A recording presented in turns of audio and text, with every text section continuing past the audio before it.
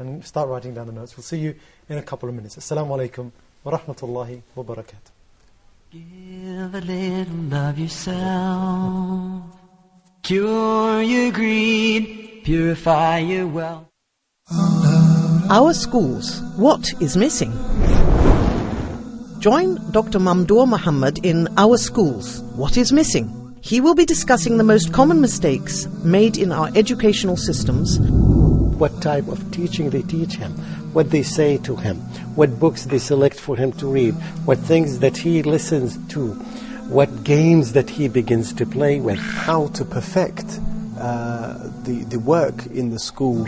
Our goal is to improve our school. And we'll see practical solutions from the Book of Allah and the Sunnah of His Messenger.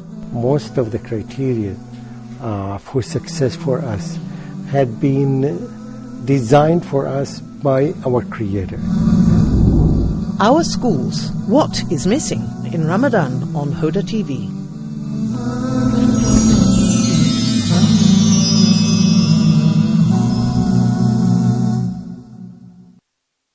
There's so much that we can do for so many who are in need. Give our time, give our wealth, give our love, give ourselves.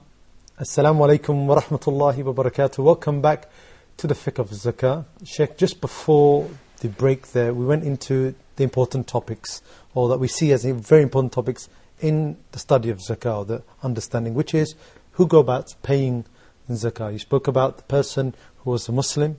You also went into the area of somebody who's free, for example. This was a very important point. When we speak about the person who's a Muslim, what's the reason why somebody who's not a Muslim is not asked to pay zakah, Shaykh? As I quoted the verse, Allah subhanahu wa ta'ala said, وَمَا مَنَعَهُمْ أَن تُقْبَلَ مِنْهُمْ نَفَقَاتُهُمْ إِلَّا أَنَّهُمْ كَفَرُوا. So basically, you're addressing somebody who does not believe in the oneness of Allah. So even if he gives in his charity, his charity is not accepted. If you recall the hadith of Mu'adh ibn Jabal, when a Nabi sallallahu alaihi wasallam deployed him to Yemen, he said, one step at a time. Inform them about the oneness of Allah, and if they respond to them, tell them about the salah, then afterward the zakah. So it doesn't make any sense to ask somebody to pay zakah as an act of worship while he does not believe in the Lord, does not believe in Allah nor in His oneness. So this is ibadah, is not just a social duty or a social mean of cooperation and showing solidarity, but mainly it is an act of worship. It doesn't mean that if somebody came forward and he wants to donate his entire wealth, I would tell him no, it will be taken from him. Thank you so much. But I will appreciate that and will thank him. But by Allah, it will not be accepted.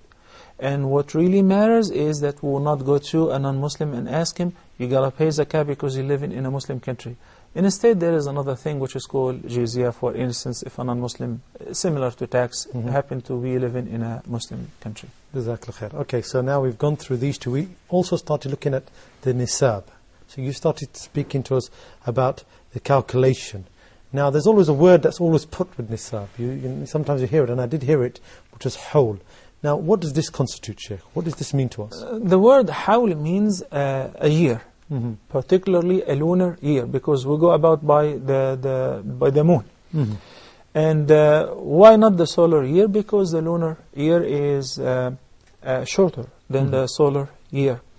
It is the beginning of every month is determined by the appearance of the crescents. Once it's born, then this is the beginning of the new Islamic month. So when we round up 12 Islamic months, this is a whole calendar, a whole year.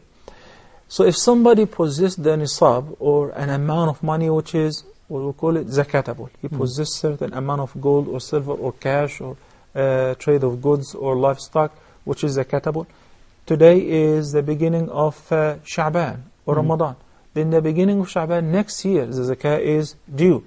We don't go about by June, July, or any of the solar months. So this whole, this lunar month, is it on all the types of wealth, Sheikh?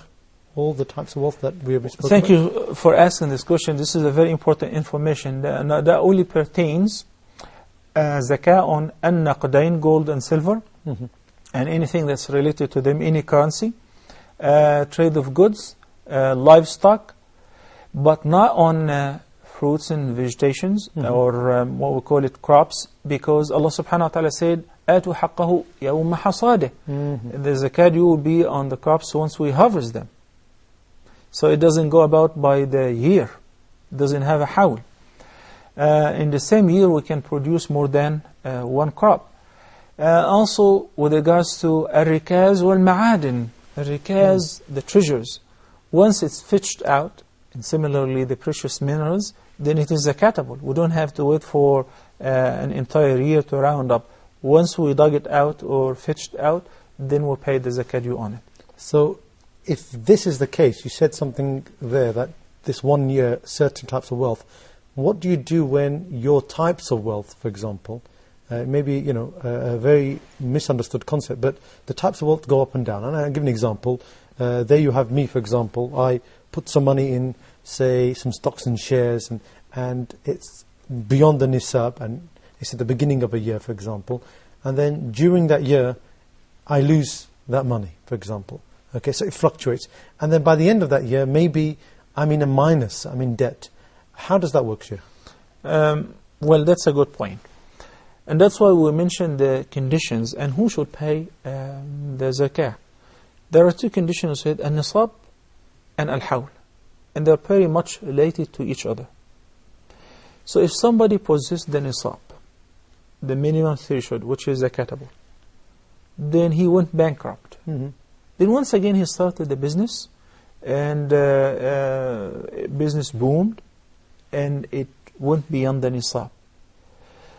Al-Jumhur, the vast majority of the Muslim jurists, Shafi'i, Ahmed, and Malik, said then he shall start a new hawl from the time where he possessed the new nisab. Imam Abu Hanifa said no. As long as he possessed the nisab one day, then we count from that day.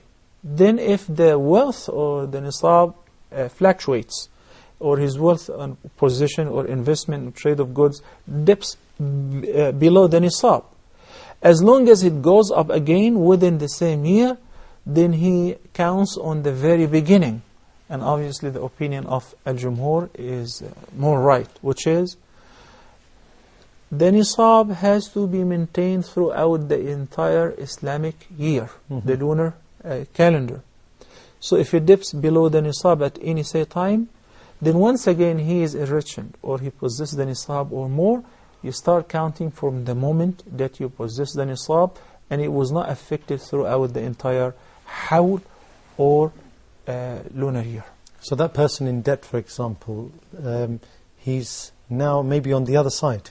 He may be the one who can take zakah. Is that not true?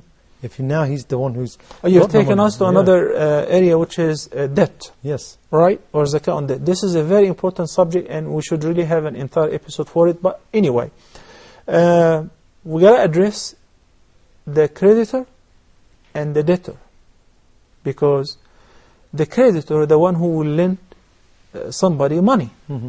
Whenever now he's ready to pay the zakah on his position and he's rich and everything, he's going to ask the question, well, there is some money which I credited or I lent to somebody. Do I have to pay zakah on it? We will answer him as follows. We will say, well, it depends. If the debtor is somebody who is paying on time, who acknowledges the debt, and he does not deny it, and he pays on regular basis. So in this case, even though you did not collect your debt yet, first of all we say, thank you so much for lending somebody money, because this is a great righteous act. But you have to pay the zakah on that money, on the loan, which you credited to somebody, because it's yours. Unless, if this person is bankrupt and he said, you know what, I'm sorry, I can't pay. I cannot pay. If you want to take me to court, do whatever you like, because I have no money, I'm broke. He filed for bankruptcy. Or if this person is wicked, and since he did not write any documentation, he said, well, what money you're talking about? I didn't take anything from you. So in these two conditions, we call it a dead debt. Because you're not expecting to collect it. It's over. Your reward is with Allah subhanahu wa ta'ala. So in this condition, it is not fair to ask you to pay zakah on wealth which you're not expecting to collect it, even though it's yours and it is your right. But the scholar said, but what if the person, the debtor, one day recognized the truth and he said, Alhamdulillah, Allah blessed me with money, thank you so much, and here is your money. So in this condition, you pay the zakah on it for 1 year only. But the years, if he kept the money for 10 years, 20 years, as long as he denied it, and he did not acknowledge it, or he did not expect to collect the money back, you don't have to pay on all of those years. You'd only pay the zakah once you collect the money for one past year. Okay, now that's a very good answer, because it comes into another area, Sheikh. I'm sorry for giving you all these questions. No problem. But they're popping up. I'm sure that our viewers are thinking. So what about somebody, like you said, money, you said it returns to him. What about somebody who doesn't have money in the first place? They are the one that zakah is given to. And then all of a sudden they take money. For example, an orphan. An orphan may inherit money. Now, this inheritance of his money, is this zakatable? Okay. Zakah on the wealth of an orphan is a subject by itself. Meaning, we agreed that any person possesses the nisab will start counting from the day where he have achieved the nisab. Okay? So an orphan today inherited several $1 million. So from that day we start counting 1 lunar year. But the question is, well, he's an orphan. He doesn't invest any money and his money is sitting in the bank or in a saving account. Correct. But there is a zakah due on his wealth once it reached the nisab or exceeded it. Why? Umar ibn al-Khattab, may Allah be pleased with him, narrated that you should invest. He was addressing the guardians or those who look after the wealth of orphans. He said you should invest in their wealth lest the zakah may devour it over years. So even though he is an orphan, but al-jumhur, the vast majority of the scholars said, well, yes, there is zakah due on the wealth of the orphan if it reaches or exceeds the nisab as well. Jazakallah Shaykh for all your advice today and explanation. We've come to another end of the episode on Fiqh of Zakah. Very important topic. We learned so much from it. I hope you've been taking notes. It's a topic, like we said before, it's the third pillar of Islam. It's mentioned over 30 times just in the Quran alone in certain areas, and over 20 times when it comes to Salah. A very important topic. Please join us next time on the Fiqh of Zakah. Assalamu alaikum wa rahmatullahi wa barakatuh. Wa alaikum assalam. Have a little of yourself. Cure your greed, purify your wealth. Look around at where you live. Look at all the good you have to give. Give a little of yourself. There's a hand somewhere to hold, a mouth to feed. There's so much that we can do for so many who are in need. Give our time, give our wealth, give our love, give ourselves. Know Allah sees each and every hidden deed.